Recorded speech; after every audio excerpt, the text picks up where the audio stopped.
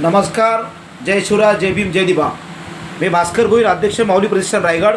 एक सामाजिक कार्यकर्ता या दृष्टीने मी माझे एक सामाजिक कार्यकर्ता असतो.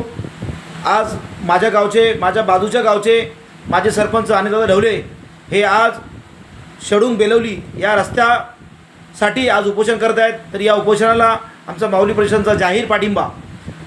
आज हे अनिलदादा मुलं आमच्याही रस्त्याची अवस्था सेम होती. ज्या शोकर मोह पाली याही रस्त्याची 3 वर्षापूर्वीची अवस्था तुम्ही पाहिली असेल, सेम होती. हा रस्ता या अनिलदादांच्या मुला झालेला आहे. ज्यावेळेस आम्ही उपोषण केलं त्यावेळेस हे रस्ता झालं. तसंच आज ही वेळ बेलोली शडूंग या ग्रामीण भागातील गावकऱ्यांवर आलेली आहे. आज जे उपोषण सुरू आहे, आज हे उपोषण करण्याची वेळ का आलेली आहे? कारण सत्तेमध्ये बसलेले भाजप आज 15 वर्ष भाजप हे सत्तेत आहे, परंतु काही विकास काय होत नाही. आज तुम्हाला ग्रामीण भागातले जेवढे रस्ते खराब आहेत त्याच्या दुप्पट रस्ते आज शहरामधील खराब आहेत. जो शहर लाखो करोडचा टॅक्स भरतोय तरी देखील आज या रस्त्यावर चालताना कुठेही अपघात होऊ शकतो. कुठेही चेंबर गटर तुटलेली आहेत. आज खांदा कॉलनी आहे, न्यू पनवेल आहे, आज कामोठा आहे. बऱ्याच ठिकाणी आज रस्त्याची परिस्थिती बेकार आहे. रस्त्यावर खडेखडे असे दगड आलेले आहे की गाड्या स्लिप होऊन अपघात होऊ शकतात. चेंबर तुटलेले आहेत.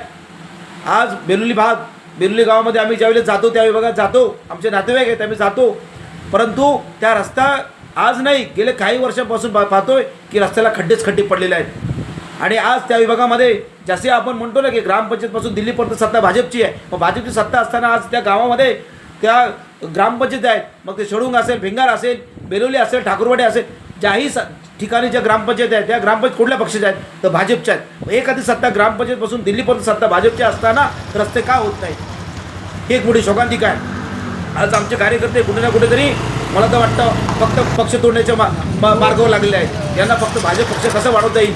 मग आज शिवसेनेचे कार्यकर्ते असतील, उद्धव बाळासाहेब ठाकरे शिवसेनेचे कार्यकर्ते असतील, शकपचे कार्यकर्ते असतील, काँग्रेसचे कार्यकर्ते असतील, यांना कसे फोडायचं, यांना आपल्या पक्षात कसे घ्यायचं, त्यांना कुठला तरी पद देऊन टाकायचं ज्या पदाचा काही खामच नसतो.